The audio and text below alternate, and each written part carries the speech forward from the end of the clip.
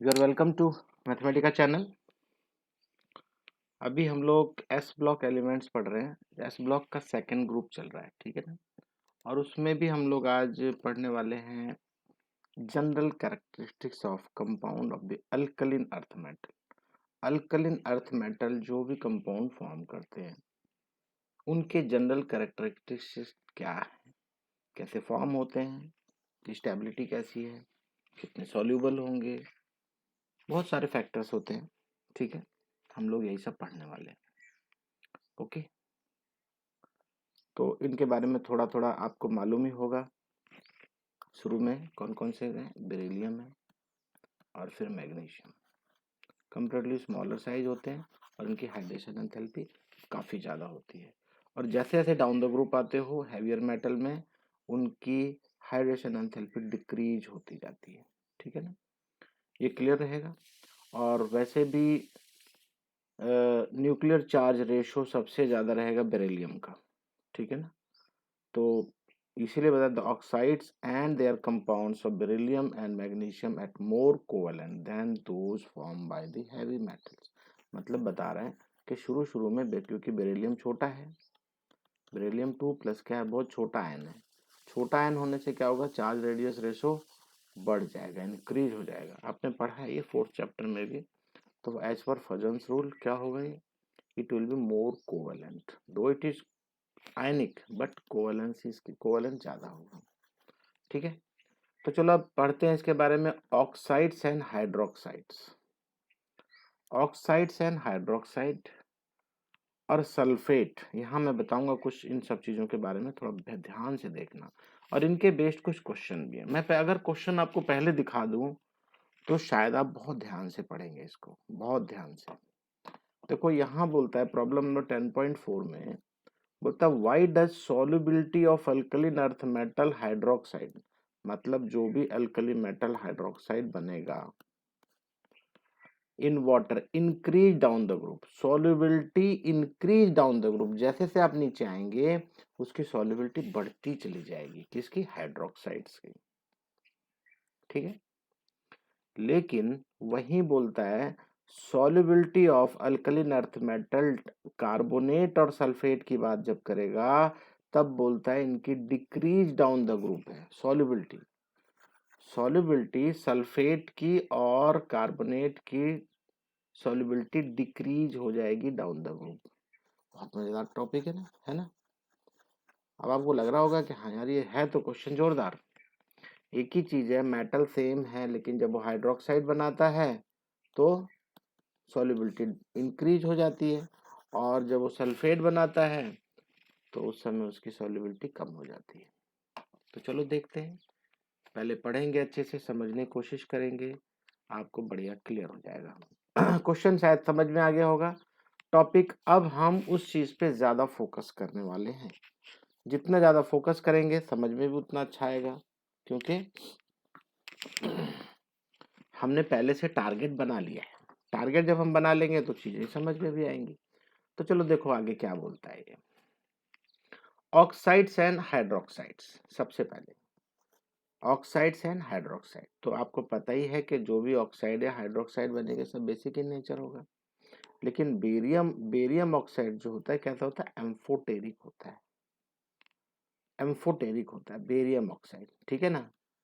आपको पता ही है ये बेरियम ऑक्साइड क्या है, एम्फोटेरिक होने की वजह से क्या करता है, ये एसिड से भी रिएक्शन करता है और बेस के साथ भी रिएक्शन करता है। ठीक है।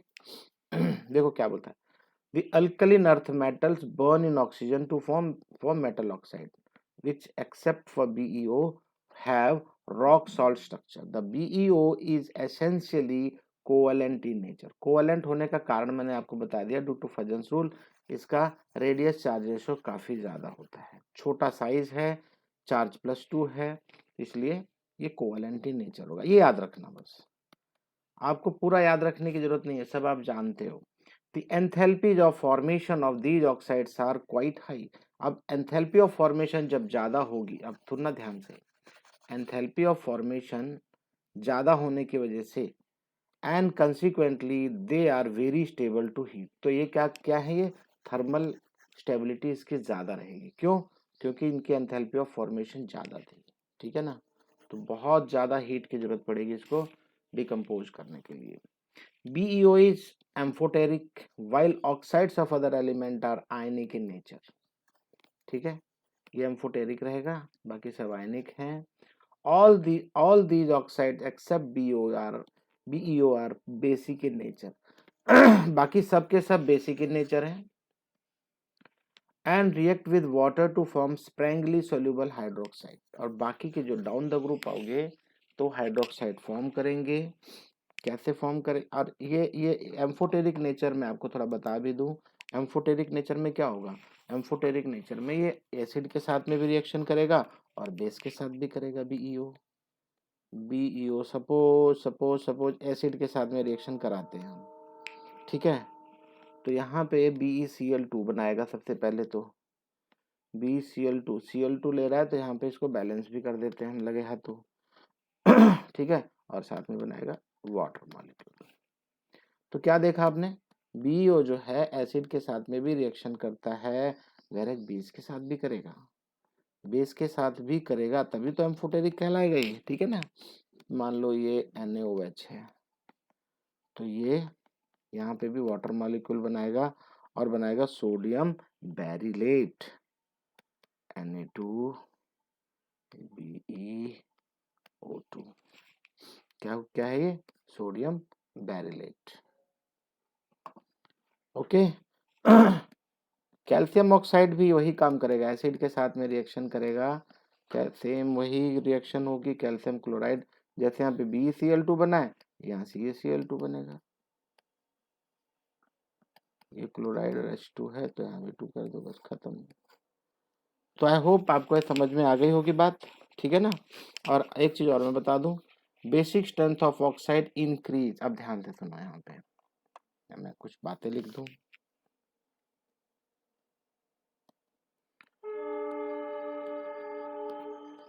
बेसिक स्ट्रेंथ ऑफ ऑक्साइड मतलब जो ऑक्साइड बन रहा है, बेसिक स्ट्रेंथ उसकी कैसे इंक्रीज डिक्रीज होगी, इंक्रीजेज फ्रॉम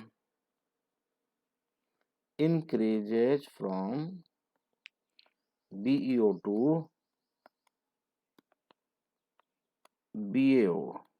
बात समझे, स्ट्रेंथ ऑफ, देखो बेसिक स्ट्रेंथ ऑफ ऑक्साइड मतलब ज्यादा से ज्यादा बेसिक कैरेक्टर उसका डाउन द ग्रुप करते चले जाओगे तो बढ़ता चला जाएगा, BeO से लेके BaO तक, बेरियम ऑक्साइड तक उसकी एसिडिटी सॉरी बेसिसिटी बढ़ेगी, बेसिक कैरेक्टर बढ़ेगा। याद रहेगा, ठीक है। चलो आगे बढ़ते हैं। ये हो गया पूरा बेसिक नेचर क्लियर हो गया। All these oxide except BeO are basic in nature. क्यों, क्योंकि BeO क्या है, BeO तो एम्फोटेरिक है, और बाकी के क्या है सब, उनका basic nature down the group बढ़ता चला जाएगा। ठीक है, तो वाटर के साथ मिलके क्या बनाएंगे, ये हाइड्रोक्साइड। रिएक्शन तो लिखी हुई है आपके पास, चलो मैं फिर से लिख देता हूँ, आपको अच्छा समझ में आ जाएगा। कैल्शियम ऑक्साइड एंड वाटर मिलके क्या बनाएंगे, कैल्शियम हाइड्रोक्साइड, और साथ में हीट, बस खत्म। कैल्शियम हाइड्रोक्साइड बन रहा है, देखो ये एम्फोटेरिक नहीं है, ये बेसिक है, बेस है ये। ओके, चलो आगे बढ़ते हैं। हाँ आ गया है वही जो अभी हम छोड़ के पीछे आए क्वेश्चन के अंदर, सॉल्युबिलिटी की बात करेगा। Solubility, thermal stability and the basic character of this hydroxide increase with increasing atomic number. अभी भी मैंने बताया, magnesium hydroxide to barium hydroxide. Basic character बढ़ेगा नीचे, ऊपर से नीचे की तरफ। अभी तक तो मैंने ऑक्साइड के बारे में लिखा था, और अभी मैं क्या बोल रहा हूँ, अभी मैं यहाँ पे बोल सकता हूँ सेम वे,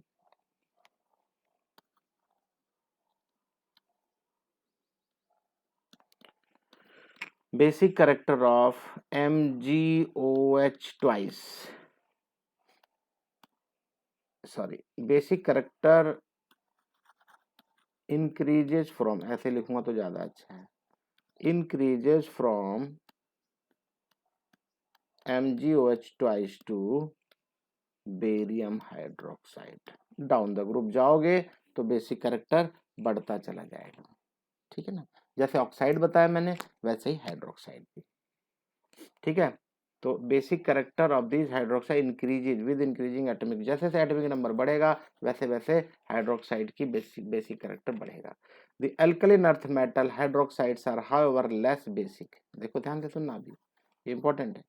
अल्कलीन अर्थ मेटल अब किससे कंपेयर कर रहा है ये? अल्कली मेटल के हाइड्रोक्साइड से कंपेयर कर रहा है, ठीक है ना।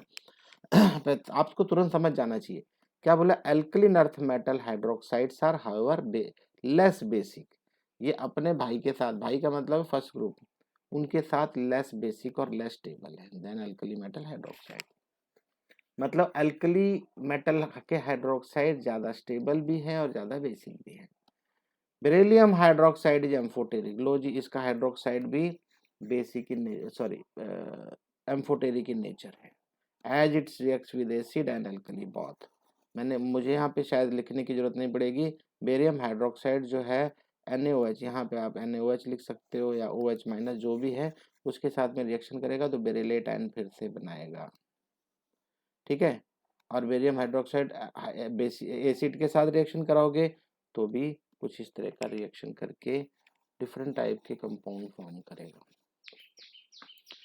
याद रखेंगे आप। सॉल्युबिलिटी के बारे में थोड़ा और बता दूं, सॉल्युबिलिटी के बारे में इसने थोड़ा कम प्रकाश डाला है, थोड़ा ज़्यादा चाहिए हमें, ठीक है।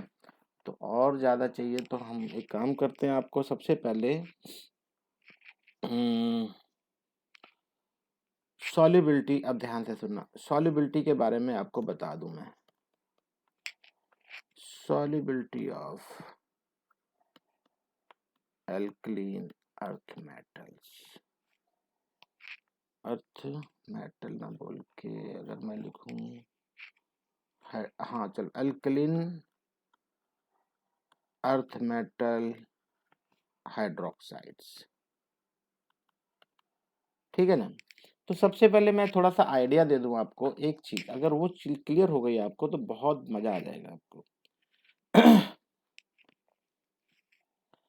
सो अब यहां मैं बताऊंगा आपको द एनर्जी रिलीज, ध्यान से सुनना please. The energy released due to the hydration, आपको पता है हाइड्रेशन एंथैल्पी क्या होती है, रिलीज होती है of one mole ion of one mole ion of the salt. अब जो सॉल्ट बना है उसका वन मोल आयन, तो अब यहाँ पे आपको क्या देखना, इफ, अब ध्यान से सुनना, मैं यहाँ कलर बदल देता हूँ आपको और अच्छा लगेगा। If hydration enthalpy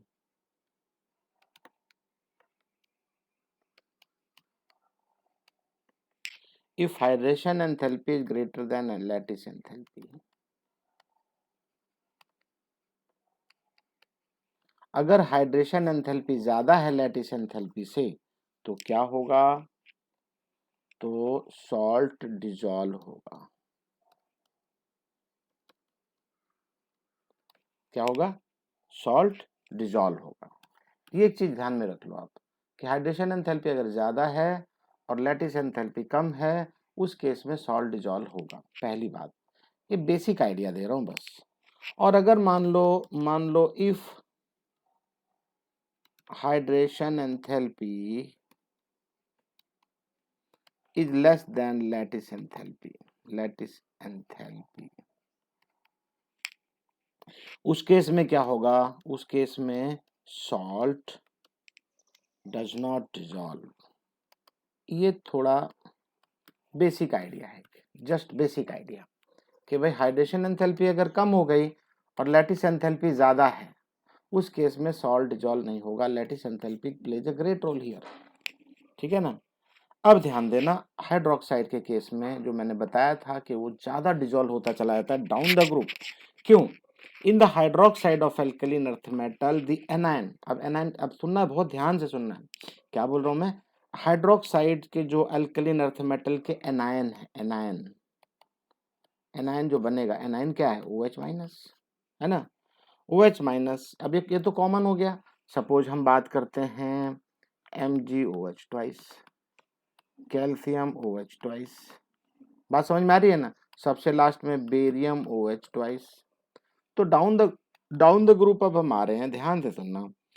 it is a metal ion which will influence the solubility of hydroxide. सीधी सी बात है, हाइड्रोक्साइड तो सबका सेम ही ऑलमोस्ट। यहाँ बता रहा है ये metal ion plays a great role. यहाँ मेटल आयन का रोल बढ़ जाएगा। मैं लिख दूं क्या?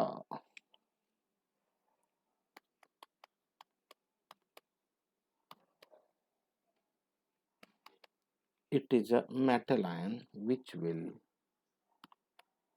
ध्यान से सुनना, अब आपको पढ़ना नोट कर लेना, नहीं तो it will influence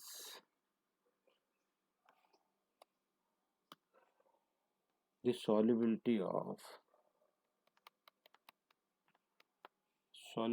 of hydroxide. ध्यान से देख लो। अब यहाँ ध्यान से सुनना, अब जैसे जैसे डाउन द ग्रुप जाओगे कैटायन का साइज बढ़ेगा। ध्यान से सुनते रहो। अभी कैटायन का साइज बढ़ेगा when the increase in cationic size. Cationic size कब बढ़ेगा? जब डाउन द ग्रुप जाओगे। साइज डाउन द ग्रुप भी लिख देता हूं मैं।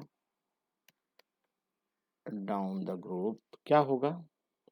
बहुत लैटिस एंथैल्पी, बहुत ध्यान से सुनना, बहुत दी लैटिस एंथैल्पी। अब बताओ मुझे, आप डाउन द ग्रुप जाते हैं, डाउन द ग्रुप जाते हैं, कल से बता रहा हूं आपको मैं कि हाइड्रेशन एंथैल्पी कम होती, सबसे ज्यादा किसकी होती है? बेरिलियम, उसके बाद मैग्नीशियम, इनकी सबसे ज्यादा होती है, इसकी थोड़ी सी कम, ठीक है ना। और कैल्शियम की, कैल्शियम 2+ की और कम। तो आप पढ़ते आ रहे हो, अल्कली मेटल और अल्कली अर्थ मेटल दोनों में down the group hydration enthalpy कम हो जाती है, ठीक है ना। So both the lattice enthalpy and hydration enthalpy,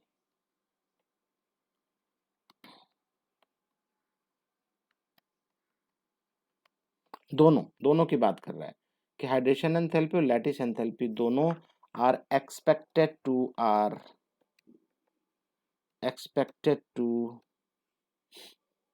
decrease. अभी बताया ना मैंने आपको कि दोनों डिक्रीज होते हैं। कौन? लैटिस एंथैल्पी भी और साथ में hydration enthalpy, down the group कम होती चली जाएगी। But but but the decrease in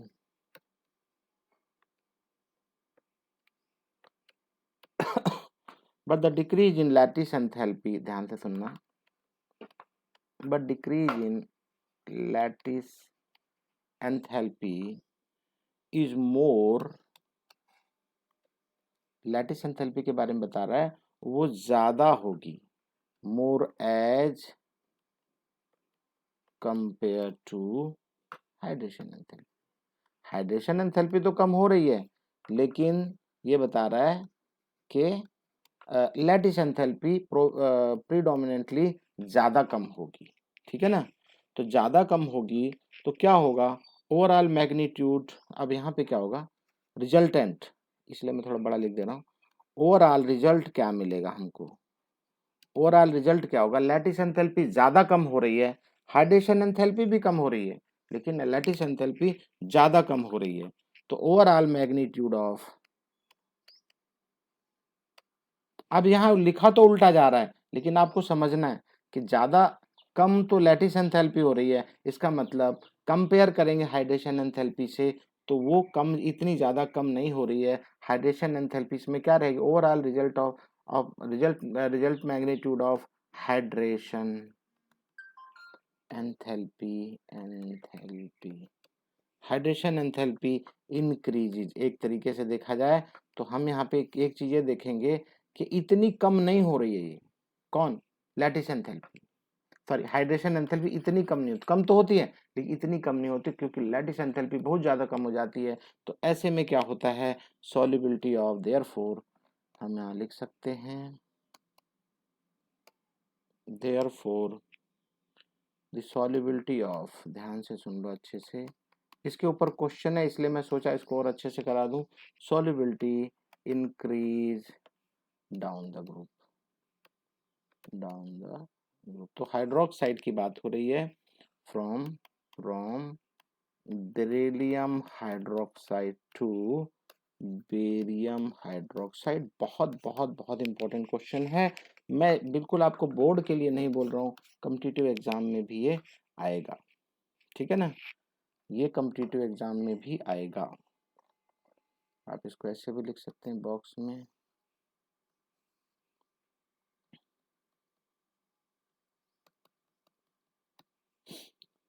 solubility in water increases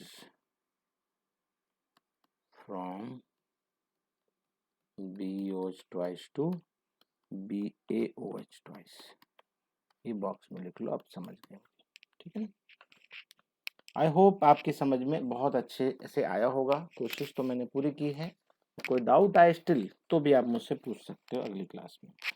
चलो आगे बढ़ते हैं। अब ये तो हो गया, अब आ जाओ हैलाइड्स के ऊपर।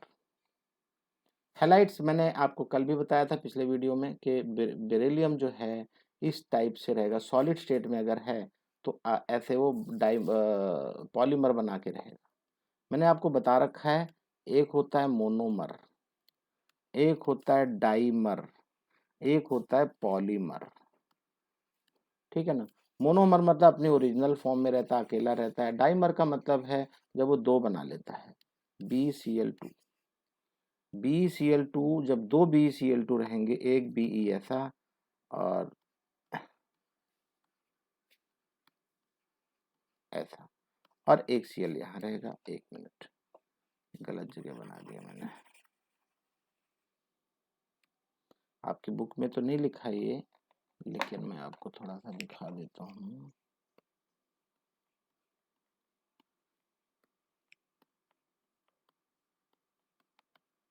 अब आप इसको समझ सकते हो कि ये डाइमर है ना। एक BCl ऐसे ले सकते हैं और एक BCl2 ऐसे ले सकते हैं, तो डाइमर की फॉर्म में है। ठीक है। और लेकिन अभी आपकी बुक में ये मोनोमर की फॉर्म में बता रहा है, सॉलिड स्टेट में ऐसे रहता है। ये क्या बोला, except for beryllium halide all other halides of alkali earth metal are ionic in nature. आपको पता है कि due to Fajans rule beryllium बहुत छोटा होने की वजह से आयन रेडियस रेशो बढ़ जाता है, चार्ज रेडियस रेशो बढ़ जाता है, तो इसकी वजह से उसके अंदर कौन सा करेक्टर आ जाएगा, कोवेलेंट करेक्टर। अदरवाइज बाकी सब कैसे हैं, आयनिक करेक्टर है, ठीक है ना। सो आयनिक करेक्टर है। All other halides of alkaline earth metal are ionic in nature. Okay, so beryllium halides are essentially covalent. Beryllium के बारे में बात कर रहा है, फिर से वापस आ गया बेरिलियम के पास, क्योंकि बहुत छोटा है तो वो कोवेलेंट बनाएगा।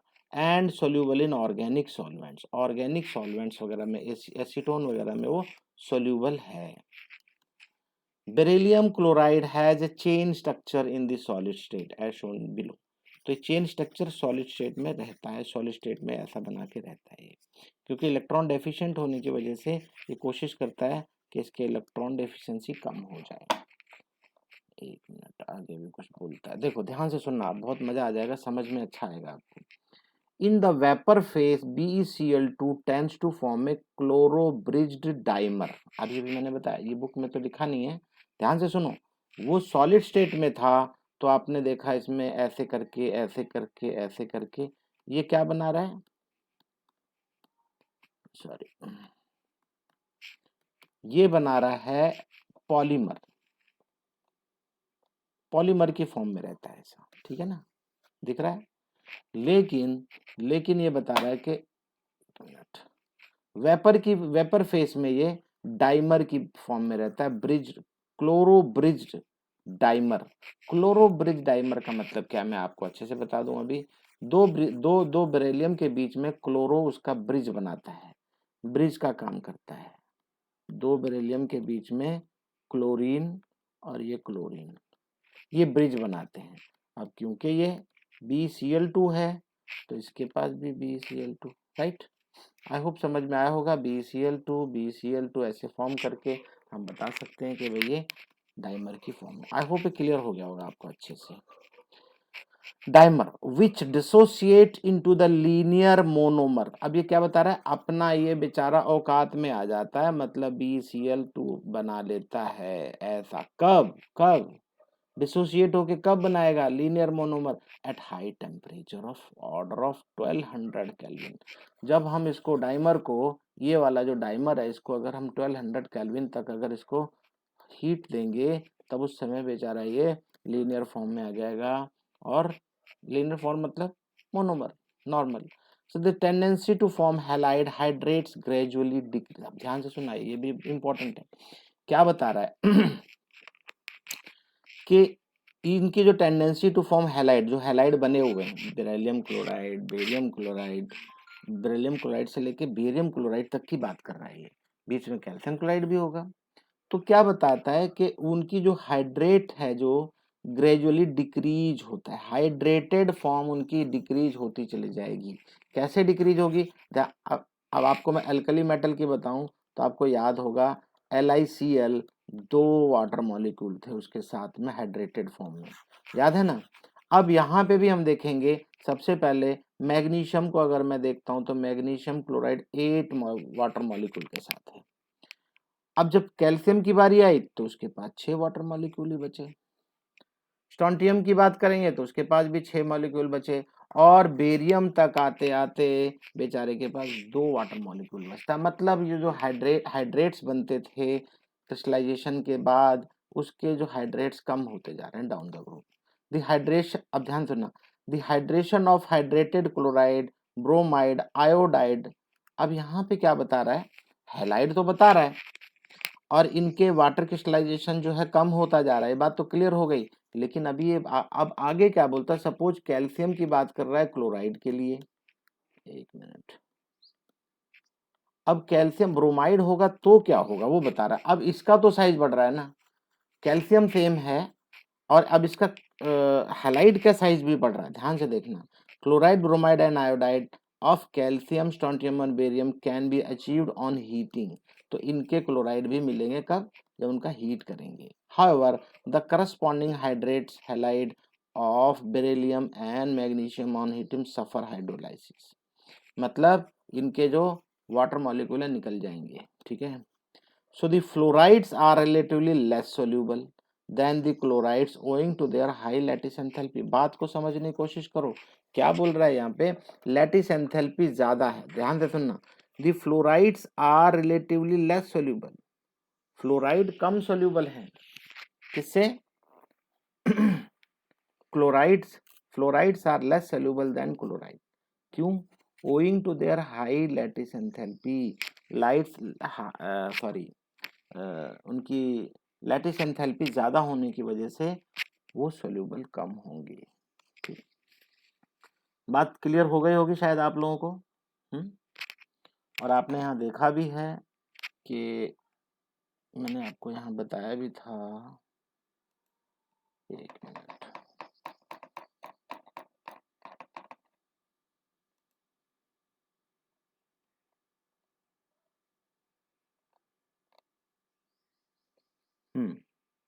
अब देखो, लैटिस ज्यादा होगी तो सॉल्ट डिजॉल्व नहीं होगा, और हाइड्रेशन एंथैल्पी ज्यादा होगी तो सॉल्ट डिजॉल्व होता है। ये बात बताया था ना मैंने।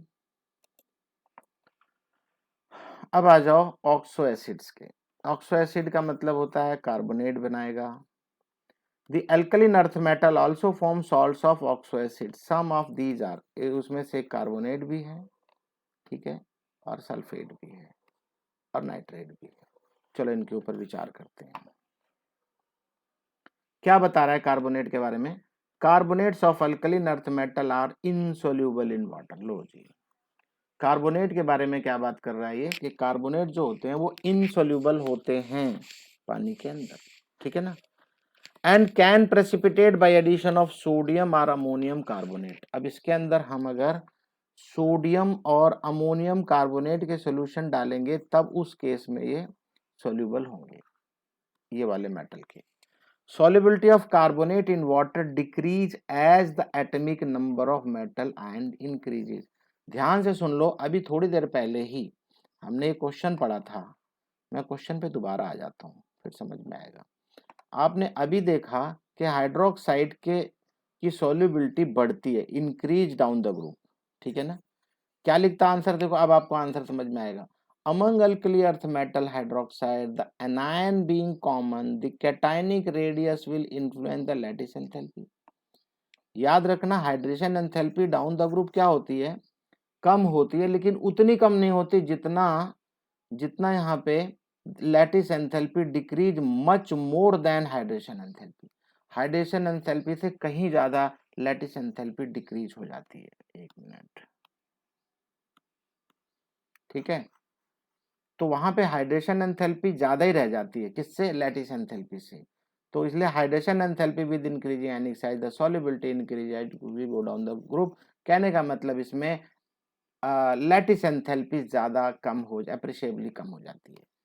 अब देखो सल्फेट के बारे में क्या बोलता है, why does solubility of alkaline earth metal carbonates and sulphate in water decrease down the, ये डिक्रीज होता है, क्यों होता है, यहाँ पे देखो क्या बोलता है, the size of anion being much larger. तो ये सबसे पहला रीजन है, अगर क्वेश्चन आता है तो आपकी समझ में आना चाहिए कि सल्फेट, हाइड्रोक्साइड इतना बड़ा नहीं था लेकिन सल्फेट बहुत बड़ा है, ठीक है, और कार्बोनेट भी बड़ा है, 3 ऑक्सीजन है इसमें, इसमें 4 ऑक्सीजन है।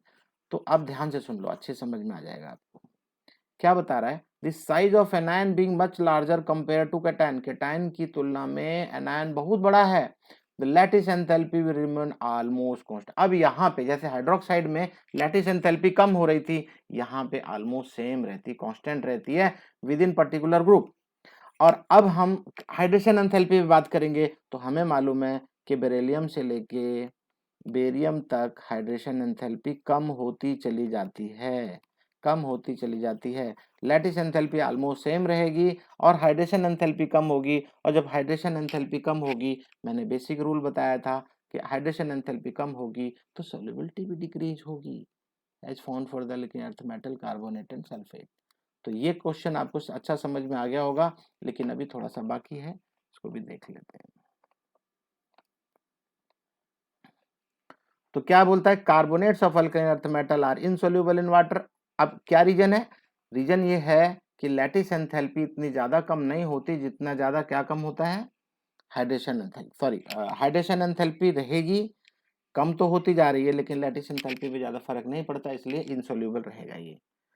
तो क्या बोला, insoluble and can be precipitated by addition of sodium और ammonium carbonate solution to solution of soluble salt of these metal. The solubility of carbonate in water decrease। क्यों भाई, क्यों, अब देखो इसका आंसर यहाँ बता भी रहा है, क्योंकि atomic number of metal ion increase, size बढ़ता चला जाता है down the group, all the carbonates decompose on heating to give carbon dioxide and oxide. ये बात समझ में आ गई होगी, जितने भी कार्बन डाइऑक्साइड सॉरी कार्बोनेट हैं वो आपको, एक मिनट में आपको दिखा भी देता हूँ, चलो लिख के दिखाऊंगा तो अच्छा समझेंगे।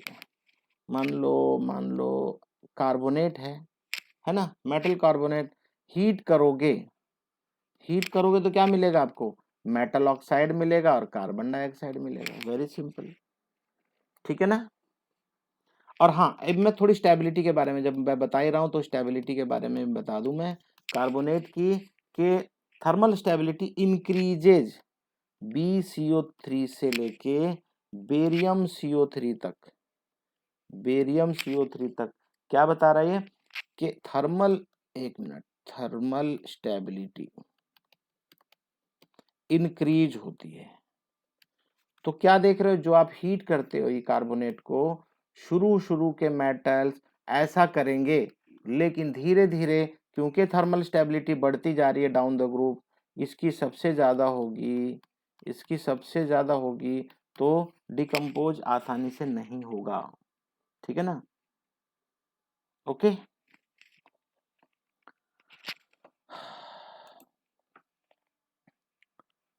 तो क्या बताया यहाँ पे, all the carbonate decompose on heating to give carbon dioxide and oxide, beryllium carbonate is unstable, बताया ना।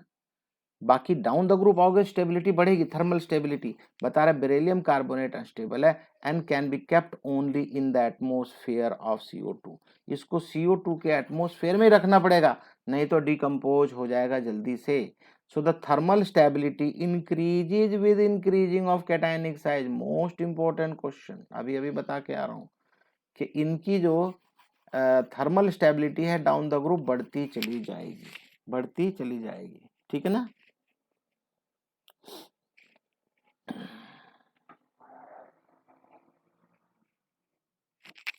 तो इसका रीजन भी तो आप लिख सकते हो, इसका रीजन कि भाई डाउन द ग्रुप जाएंगे, एक मिनट, डाउन द ग्रुप जाएंगे तो स्टेबिलिटी क्या होगी, तो ये स्टेबिलिटी बढ़ रही है, स्टेबिलिटी क्यों बढ़ती है, उसका रीजन क्या है, एक मिनट, स्टेबिलिटी बढ़ती है तो decrease stability is decrease in magnitude of lattice enthalpy.